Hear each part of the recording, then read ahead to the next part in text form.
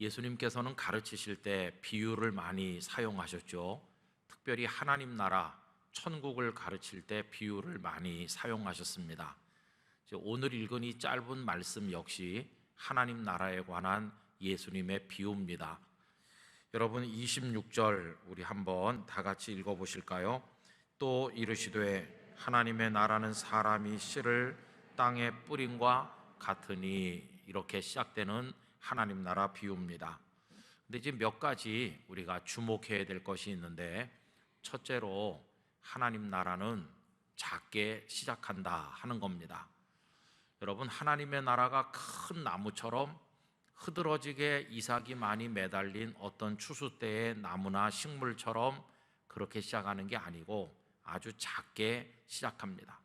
예수님께서도 혼자 시작하셨고 얼마 후에 제자들이 있었지만 예수님의 공동체는 유대 사회에서 작은 씨 하나처럼 작았습니다. 볼품이 없었습니다.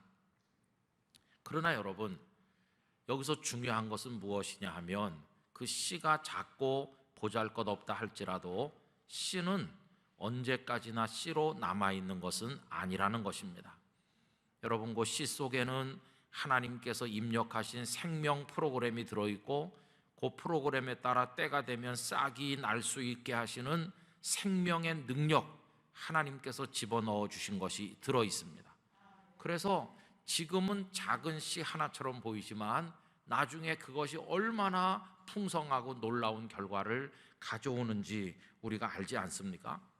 그래서 여러분, 오늘 눈앞에 있는 씨를 보지 않고 씨 속에 들어있는 생명의 능력을 믿는 믿음을 가진 사람은 현재에 낭망하는 것이 아니라 미래를 향하여 날아오르는 믿음을 가지게 됩니다. 그래서 성도의 믿음은 그 믿음 속에 과거도 있고 현재도 있고 미래도 다 들어있게 됩니다. 여러분, 이 씨라고 하는 것은 하나님 나라 복음을 상징하는 거라고 보통 생각을 하는데, 이 복음의 씨앗 속에는요 과거가 다 들어있어요. 하나님께서 우리들을 위해서 행하신 지난 세월의 아름다운 일들이 다 들어있습니다. 천지를 창조하신 일, 죄인된 인간을 버리지 아니하시고 구원하기로 작정하셔서 메시아를 보내기로 마음 먹으시고 때가 찼을 때 예수님을 이 땅에 보내셔서 예수님 십자가와 부활을 통해서 생명의 길을 우리에게 활짝 열어주신 하나님께서 우리들을 위해서 행하신 지난날 과거의 은혜로운 모든 일들이 그 복음 속에 다 들어있습니다. 우리가 어떤 사람에게 복음을 전한다 하는 말은 하나님께서 당신을 위하여 이러이러한 아름다운 일을 하셨습니다라고 알려주는 거 아니겠어요? 여러분, 우린 지난 세월 하나님께서 우리를 위해서 하신 그 모든 일들에 대해서 믿고 그것들을 가슴 속에 간직하고 살아가고 있으니 우리 믿음 속에는 과거가 들어있다고 하겠습니다. 뿐만 아니라 우리 성도들의 믿음 속에는 현재도 들어있어요. 현재 나는, 우리 가정은, 우리 교회는 작은 씨 하나처럼 작아. 핍박도 당하고 고난도 당하고 어려움이 많아. 이 세상에서 그리스도인으로 사는 것은 참 힘들어. 이게 현재죠. 그러나 하나님께서 우리 중에 함께 하시면 내가 지금 있는 곳이 초막이든지 궁궐이든지 바로 거기서 하나님 나라의 기쁨을 맛볼 줄 믿습니다. 이렇게 믿으면서 이 현재 속에서 하나님을 경험하며 승리하는 그리스도인으로 살아가니까 우리 믿음 속에는 현재도 들어있습니다. 또 우리들의 믿음 속에는 놀라운 미래가 담겨있죠. 아까도 말씀드린 것처럼 씨 속에 하나님께서 그런 것들을 넣어주셨기 때문에 이것이 풍성한 열매를 가져올 걸 우리는 믿고 있지 않습니까? 여러분, 이게 미래를 향해 날아오르는 우리들의 믿음이 아니겠습니까? 그래서 우리 속에는 하나님이 앞으로 이루어 가실 것을 기대하는 미래를 향한 믿음이 있습니다. 바울 사도도 이 사실을 믿고 고백하셨는데 빌립보서 1장 6절에 다음과 같이 고백하셨죠. 너희 안에서 착한 일을 시작하신 이가 그리스도 예수의 날까지 이루실 줄을 우리는 확신하노라. 여러분, 우리 속에 하나님께서 선한 일을 시작하셨으면 중도에 끝내시는 것이 아니라 반드시 그리스도 예수의 날 마지막 때까지 이루실 것을 우리도 확신해야 됩니다. 우리 개인의 심령 속에, 그리고 성도님들의 가정과 영락교회에 하나님께서 선한 일을 시작하셨기 때문에 반드시 추수 때 열매가 되는 기쁨을 하나님께서 이루실 줄로 믿습니다. 그래서 우리 성도의 믿음 속에는 과거도 현재도 미래도 다 들어있다 하는 것이죠. 이때 하나님은 미래의 하나님이고 우리에게 소망의 하나님이 되신다는 것입니다. 그래서 하나님 나라는 작게 시작하지만 미래를 향해 달려가는 그런 모습으로 우리 앞에 나타납니다. 두 번째로 오늘 이 비유에서 우리가 주목해야 될 것은 하나님 나라는 상당한 시간을 필요로 한다고 되어 있다는 것입니다. 여러분, 오늘 말씀은 어떤 사람이 씨를 땅에 뿌려가지고 그것이 나중에 추수를 할 때가 오는 그 얘기 아닙니까? 그러니까 씨에서 추수 때를 맞이하기까지, 이걸 뭐라고 표현할 수 있냐면은 식물의 한 평생이라고 말할 수 있어요. 예수님께서 하나님 나라를 가르치실 때마다 씨를 뿌려서 추수할 때까지라고 하는 이 식물의 일생, 상당히 긴 시간을 그 속에 전제하고 계시다는 것은 오늘 우리들의 신앙생활이 짧게 끝나는 것이 아니라 평생 이어진다는 것을 가르쳐주고 있는 것입니다. 여러분, 신앙생활은 그저 2박 3일, 3박 4일 수련회 갔다 오는 것으로 끝나는 이벤트가 아니죠. 또 몇 달 동안 어떤 제자훈련 과정에 들어가서 특별 훈련 받으면 끝나는 게 아닙니다. 신앙 생활한다는 거, 하나님을 믿는다는 건 평생 동안 이어져서 하나님 앞에 우리가 가는 그날까지, 끝까지 이어지는 게 그게 신앙생활입니다. 그래서 여러분, 우리는 단거리 경주를 하는 게 아니라 가장 긴 경주를 지금 하고 있는 것입니다. 그래서 우리들은 발 밑에서 일어나고 있는 오늘의 일에만 집착해서는 절대로 안 되고 눈을 들어서 멀리 바라봐야 됩니다.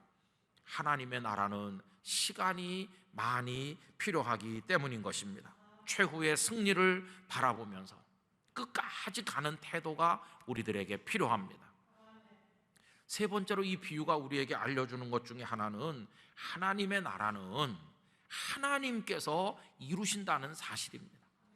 여러분, 오늘 비유의 핵심은 27절 끝부분에 있는데 27절을 다 같이 읽어보실까요? 또 밤낮 자고 깨고 하는 중에 씨가 나서 자라되 어떻게 그리 되는지를 알지 못하느니라, 이렇게 되어 있죠. 여러분, 거기 끄트머리에 뭐가 있습니까? 어떻게 그리 되는지 농부가 압니까? 모릅니까? 모른다는 거예요. 밤낮 자고 깨고 하는 중에 씨가 이렇게 나서 자라는데 이게 어떻게 싹이 나서 어떻게 자라는 거지? 이걸 농부가 알지 못한다는 것입니다. 그래서 꼭 땅이 스스로 자라게 하는 것처럼 보여요. 28절에 뭐라고 되어 있습니까? 땅이 스스로 열매를 맺되 처음에는 싹이요 다음에는 이삭이요 그 다음에는 이삭에 충실한 곡식이라. 여러분, 잘 한번 생각해 보세요. 어떻게 싹이 나서 자라는지 농부가 잘 모르니까 무슨 생각을 합니까? 땅이 스스로 열매를 맺는 것처럼 생각하기 쉬워요. 그러나 여러분, 정확히 말하면 땅이 스스로 열매를 맺는 게 아니죠. 정확히 말하면 이렇게 말해야 됩니다. 하나님께서 땅 속에 생명 역사가 이루어질 수 있는 영양분과 에너지를 다 주셔서 그래서 땅이 열매를 맺도록 하신다는 것이에요. 땅이 열매를 맺는 게 아니라 하나님께서 열매 맺도록 땅에다가 은혜와 복을 주시는 것이에요. 그러니까 씨가 나중에 추수할 때 큰 곡식이 돼서 추수 때를 맞이하게 되는 것은 농부가 한 것도 아니고 땅이 한 것도 아니고 하나님께서 되게 하여 주셨다는 것이에요. 여러분, 이걸 절대로 잊으면 안 됩니다. 균터 보름캄이라고 하는 독일의 신약학자는 이 비유를 설명하면서 이 비유의 핵심이 뭐냐? 사람이 하는 게 아니라 하나님이 하신다는 걸 알려주는 게 핵심이라고 이야기하였어요. 내 인생, 내 믿음, 우리 가족, 영락교회 우리들의 힘으로 되는 게 아니라 하나님이 싹트게 하시고 하나님이 자라게 하시고 결실하게 하실 줄로 믿습니다. 그걸 우리가 깨달아야 되는 거죠. 그래서 여러분, 이 비유는요, 그러니 너희는 아무것도 하지 말라는 걸 강조하는 게 아니라 너희 힘으로 뭔가 해보려고 애쓰다가 지금 낭망하여 쓰러져 있는데 낭망하지 말아라. 하나님이 하시니 낭망하지 말아라, 이렇게 격려하시는데 이 비유에 초점이 있다 하는 것입니다. 그래서 여러분, 하나님의 나라는 하나님께서 직접 이루시는 것입니다. 그러면 이 세 가지를 이제 이렇게 전제를 해놓고 이 비유를 묵상을 하면 이 비유가 우리에게 주는 신앙의 교훈이 몇 가지 있을 거 아니겠어요? 그 첫째는, 이걸 안다면 이제 우리는 절대로 조급함을 가지고 살아서는 안 되겠다는 걸 깨닫게 됩니다. 여러분, 아까 말씀드렸죠. 하나님의 나라는 씨에서부터 추수 때까지 상당히 긴 시간을 전제하고 있다고 말씀드렸죠. 이건 오래 걸리는 겁니다. 그러니까 현실 속에서 우리가 살아갈 때 조급해서는 안 된다는 것이죠. 근데 오늘 이 시대는 초스피드 시대잖아요. 빠른 건 좋은 것이다 이렇게 생각해요. 빨리 가속할 수 있는 자동차가 비싸고, 인터넷도 속도가 빨라야 되고, 빠른 게 좋다. 근데 빠른 게 좋다고 생각하니까 그 속도에 뒤처지지 않으려고 우리 전부 지금 가랭이가 찢어지려고 그래요. 따라가기 힘들어요. 그러다 보니까 내가 지금 병들어 가는데도 나를 살필 여유도 없고, 다른 사람이 쓰러졌는데 멈춰서서 일으켜서 돌봐줄 마음의 여유가 없어요. 전부 헐떡대면서 이 경쟁에 처질까 봐 너무 힘들어요. 여러분, 신앙생활에 중요한 것은 절대로 조급하지 않아야 된다는 것입니다. 속도보다 중요한 것은 방향입니다. 방향만 오르면 좀 천천히 걸어도 꾸준히 가기만 하면 목적지에 도달하게 돼 있어요. 그런데 방향이 틀리면 아무리 빨리 달려도 소용이 없잖아요. 그런데 우리는 하나님의 은혜로 방향을 잘 정했어요. 우리는 하나님을 향해 가기로 결심했으니까 잘한 겁니다.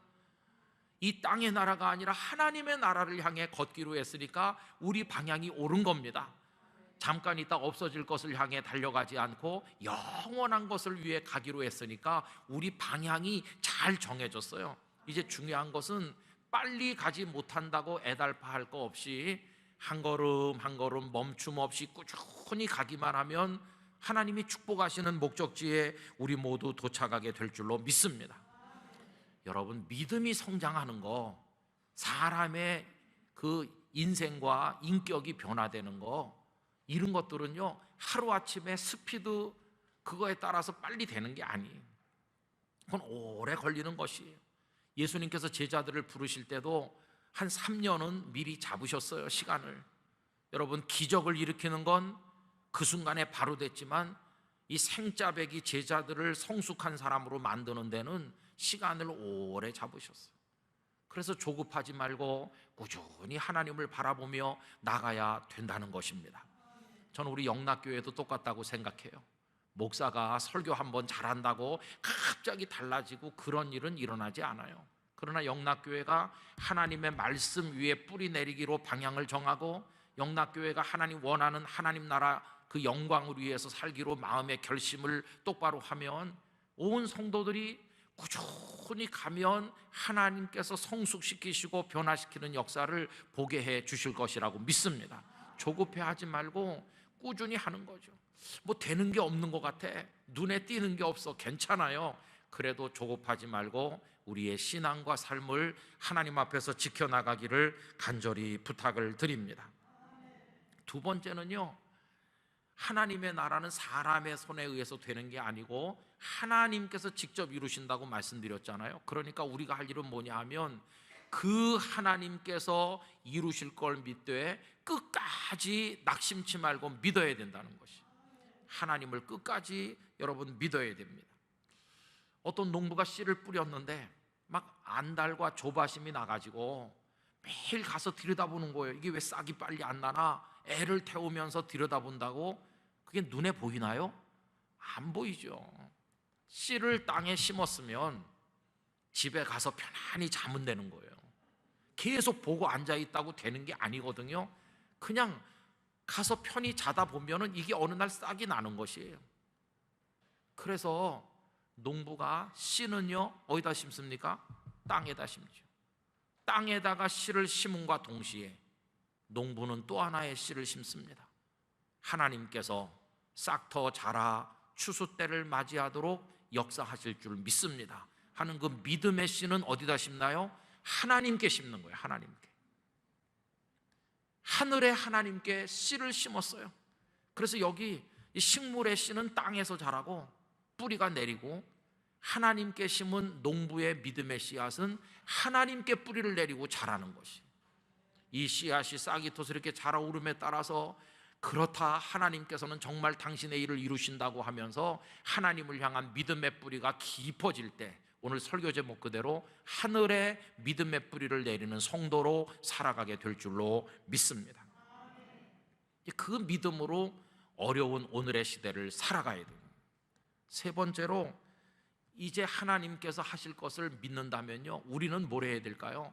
우리는 하나님께서 오늘 우리에게 주신 생활 터전 사명의 현장에서 지금까지 하던 일을 계속 반복적으로 묵묵히 꾸준히 계속해 나가면 된다는 것이에요.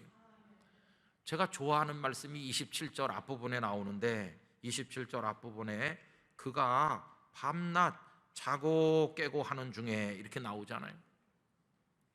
이 농부가 아무것도 안 하는 것처럼 보이죠, 그죠? 기껏 하는 게 하루에 한 번씩 그냥 밭에 가서 보는 거죠. 그리고 또 와서 자고 또 깨서 나가고 그러는 것 같아요. 그래도 이 사람이 아무것도 안 하는 건 아니죠. 늘 왔다 갔다 하고, 또 가서 종종 물도 주고, 가끔씩 거름도 주고, 뭐 또 들어와서 자고, 그 다음날 또 가서 하고, 이렇게 꾸준히 하면 누가 물어봅니다. 이보시오, 당신이 계속 가서 뭐 그런다고 그게 뭐 되는 것이요? 눈에 보이지도 않던데. 그래도 농부는 뭐라고 말합니까? 아이고, 그렇죠, 이거 싹 나서 자라게 하는 건 하나님이 하시는 거고, 저는 그저 제 할 일을 하는 것뿐이죠. 이러면서 하루가 가고 이틀이 가고 자고 깨고 계속 하니까 어느 날 쑥 자라 있는 것이, 이삭이 패었네. 어느 날 추수 때를 맞이하는 것이. 여러분, 우리들의 인생 신앙생활도 그렇게 되는 줄로 믿습니다. 그래서 자고 깨고 하는 것만 계속 하시면 돼요. 자고 깨고 하는 것만. 뭐 특별한 일을, 굉장한 일을 하루아침에 판도를 바꾸는 무슨 획기적인 일을 하는 게 아니라 그냥 늘 하던 일을 꾸준히 계속하면 된다는 것이. 여기서 우리는 하나님을 배우기를 원합니다.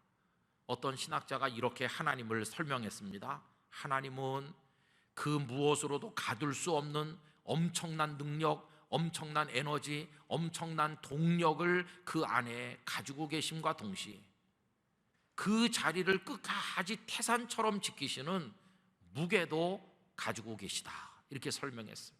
여러분, 하나님 안에는요 엄청난 능력이 있습니다. 움직이시는 힘이 있습니다.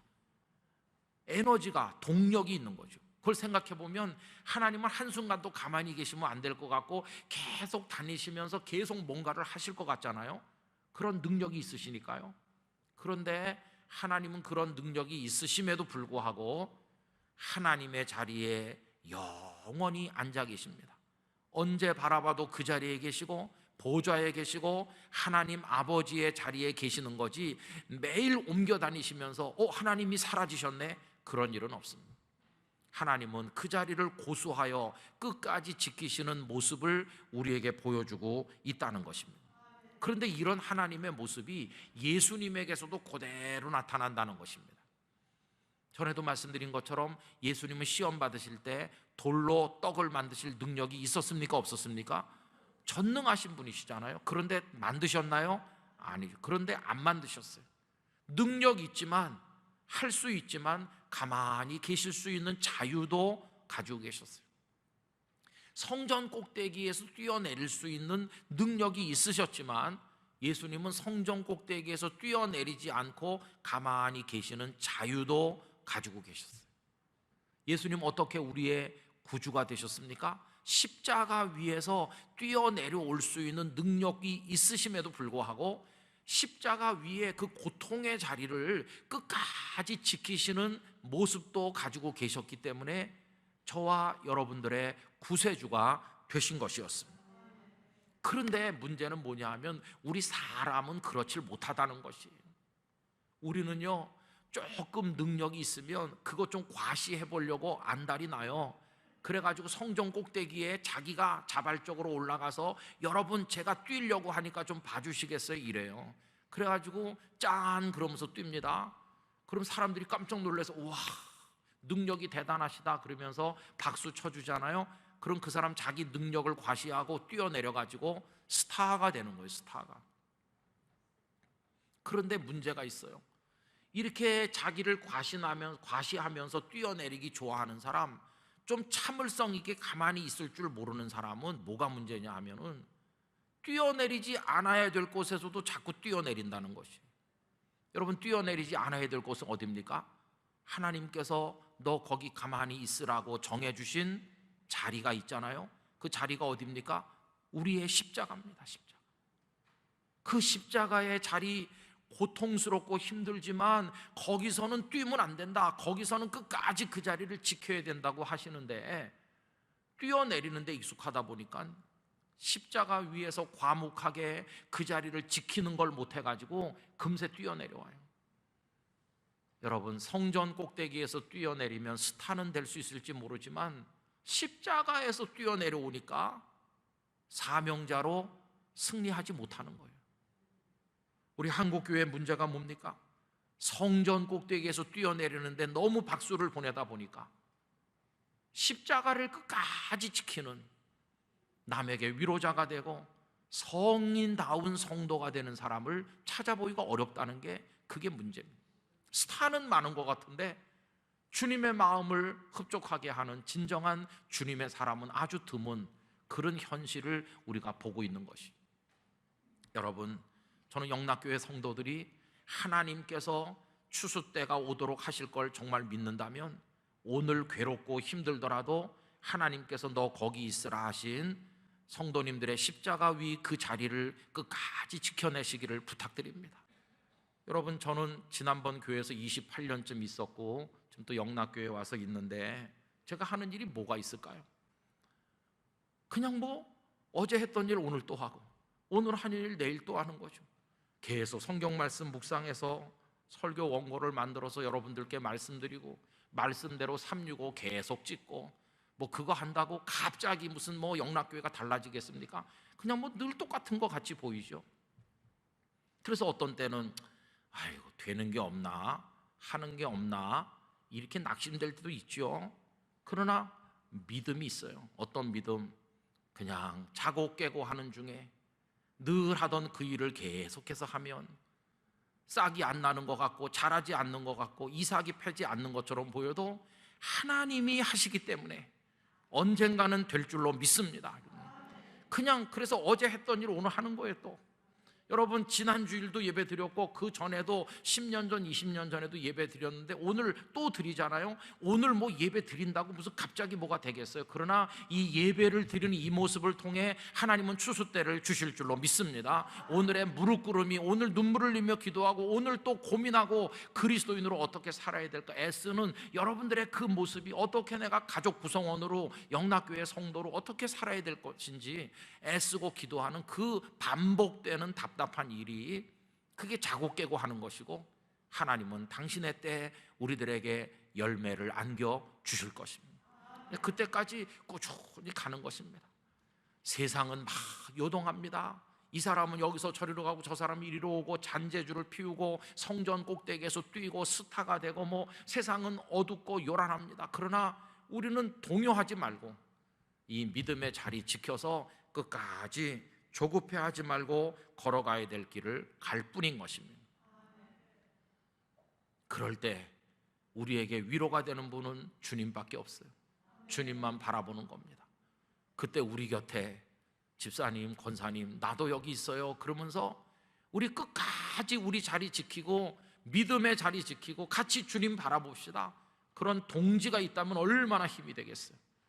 여러분, 그러면서 오늘 이 시대를 이겨나가는 성도가 되기를 간절히 원하는 것입니다. 결론은 이미 나 있어요.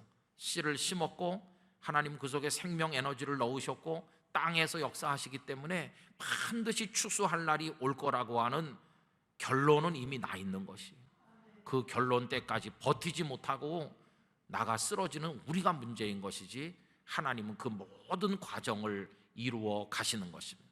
씨에서 추수 때까지는 사람이 태어나서 하나님 앞에 갈 때까지라고 확장할 수 있고, 더 확장하면 태초로부터 새하늘과 새 땅이 이루어지는 세상의 마지막 순간까지로 펼칠 수가 있는데, 그 모든 과정을 이끌고 계시는 분은 하나님 아버지이십니다.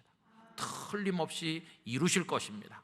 그때까지 우리 자리를 지켜서 영락교회를 지키고 우리 가정을 지키고 믿음을 지켜서 하나님 앞에 의연히 설 수 있는 성도들이 되시기를 간절히 기원합니다.